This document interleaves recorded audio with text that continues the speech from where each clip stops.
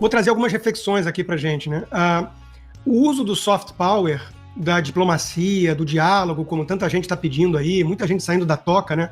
Tucanos se manifestando que condenam a ditadura do Maduro, mas não aceitam a invasão do país e o caminho tem que ser o diálogo sempre, né? O que ficou claro com essa operação, aliás, uma operação brilhante que só os Estados Unidos poderiam executar, né? O que ficou claro é que é o fim justamente dessa era de uso da diplomacia que fracassou. O uso apenas da diplomacia, sem uma ameaça crível do uso das Forças Armadas, né? Então, os Estados Unidos tentaram negociar com o Irã, tentaram negociar com a China, tentaram negociar com a Rússia, e a Rússia invadiu a Ucrânia, estamos em guerra há mais de 3 anos. O Irã financiou todos os terroristas do Oriente Médio e permitiu o ataque a Israel, que nós vimos no 7 de outubro, e continuou se armando para ter uma bomba atômica, e por aí vai. Então, nós vimos o fracasso do uso do soft power para conter as nações do eixo do mal, os inimigos do Ocidente. O Trump chegou para acabar com isso, para colocar ordem na casa, né, para finalizar com esse estado de bagunça, de terra sem lei, né? O direito internacional, que muita gente está invocando e tudo, ele não existe se não tiver uma ameaça crível do uso da força por trás. A Europa não se protege das ameaças todas, né, de comunistas, de islâmicos, por conta da ONU. A Europa se protege por conta da América, da existência dos Estados Unidos. Então, o Trump resolveu mudar o jogo, mudar o tom. O simbolismo dessa ação é muito grande também, porque a Venezuela era um país cuja segurança do Maduro era feita por agentes cubanos. Os chineses operavam os recursos naturais do país, exploravam o país, né? Então, todo esse discurso de soberania, autodeterminação dos povos, tudo isso é balela, né? É discurso hipócrita de quem está desesperado com a mudança de tom e da geopolítica, porque não havia soberania na Venezuela. O povo venezuelano está comemorando, e muito. A Venezuela, ela tinha o povo subjugado por um regime tirânico, né? Agora, quando o Trump vai lá e dá sinal verde para os militares americanos, com inteligência da CIA e por aí vai, extraírem o Nicolás Maduro de dentro da Venezuela para ser julgado em Nova York, qual é o recado que isso transmite? Que a China pode investir o quanto quiser em infraestrutura, que pode dizer que apoia e dá suporte a todo tipo de tirano do eixo do mal, mas não consegue fornecer segurança. Quando os Estados Unidos resolvem ir lá e agir, acabou. Não tem ninguém que possa garantir a segurança do Nicolás Maduro ou de quem quer que seja, do Petro na Colômbia, do governo mexicano, da ditadura cubana ou do próprio Brasil. Então, o recado é muito claro.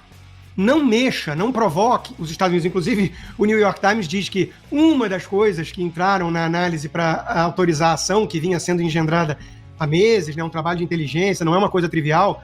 O New York Times diz que morreram pelo menos mais de 30 agentes cubanos na operação, talvez 40 pessoas no total, nenhum americano, né? Mas uma das coisas que poderiam ter levado a isso foi a dancinha do Nicolás Maduro provocando os Estados Unidos.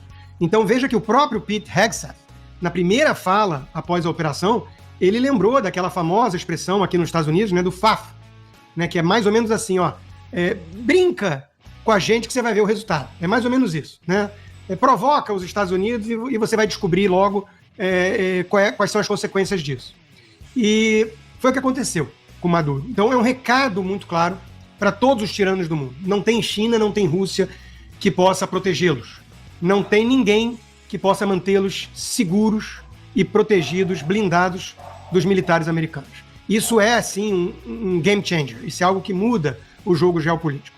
Trump faz ameaças, não pode mais ser tratado como fanfarrão, como blefador, fez ameaças ao Irã e agiu, fez ameaças a Maduro e agiu, e está fazendo ameaças agora ao governo colombiano, à ditadura cubana, aos próprios venezuelanos que continuam no poder, porque é óbvio que a queda do Maduro é um primeiro passo necessário, mas não transforma automaticamente o país numa democracia. Ninguém sabe ao certo quais serão as cenas dos próximos capítulos, né? Os Estados Unidos estão tentando usar a pressão, falando, eu espero que a vice-presidente, que agora é presidente interina, coopere com os Estados Unidos. Durou um dia de retórica mais beligerante dela, para ela já vir agora a público falar que vai cooperar, colaborar com os Estados Unidos. Então, ninguém está livre. Agora, claro, a gente quer ver a prisão do Cabello, do número 2 do regime, agora vai ter o indiciamento em Nova York, que é muito robusto, mostra por A mais B, em décadas e com exemplos concretos, os crimes cometidos por Maduro e seu cartel. em relação a transformar a Venezuela num hub de distribuição de cocaína, com uso de logística, passaporte diplomático e todo o apoio dado a cartéis produtores de drogas, que com isso conseguiram fazer com que as drogas chegassem ao consumo americano e matassem dezenas, quiçá centenas de milhares de pessoas. Então, essa é uma guerra declarada, acima de tudo ao Foro de São Paulo, como disse o ministro Ernesto, mas também aos cartéis de drogas, aos grupos terroristas organizados no continente que vêm prejudicando os Estados Unidos. Então, foi uma operação pontual para executar uma ordem de prisão, como disse o próprio Marco Rubio. Não necessariamente um planejamento de mudança de regime ainda. Agora, o recado do Trump está claro, né? Olha, quem está no controle da Venezuela somos nós, os americanos. Mesmo sem boots on the ground, sem tropas na Venezuela, né? Que é algo muito complexo, muita gente comparando com o Iraque. É muito diferente do Iraque, tá? A Venezuela tem um povo que historicamente flertava sempre com o Ocidente, a civilização judaico-cristã. É um povo que foi próspero no passado e que foi, repito, subjugado por uma tirania comunista. Mas não é um povo como o povo iraquiano, que não tinha muito conhecimento dos valores da liberdade, de uma democracia, da prosperidade, por aí vai. Então é mais fácil resgatar a democracia na Venezuela do que fabricá-la no Iraque, por exemplo. Isso é uma das grandes diferenças. Mas não é trivial. Claro que tem toda uma estrutura de poder dominada pelos 2.000 generais cooptados pelo regime de Maduro, pelo próprio Cabello, pela vice, que foi uma fantoche colocada pela Suprema Corte lá, ilegítima. Tudo isso é verdade. E já tem gente decepcionada, emocionada demais, talvez, apressada, com o próprio Trump, com os Estados Unidos, porque quer que ele declare logo a Maria Corina Machado a presidente, ou o González. Calma.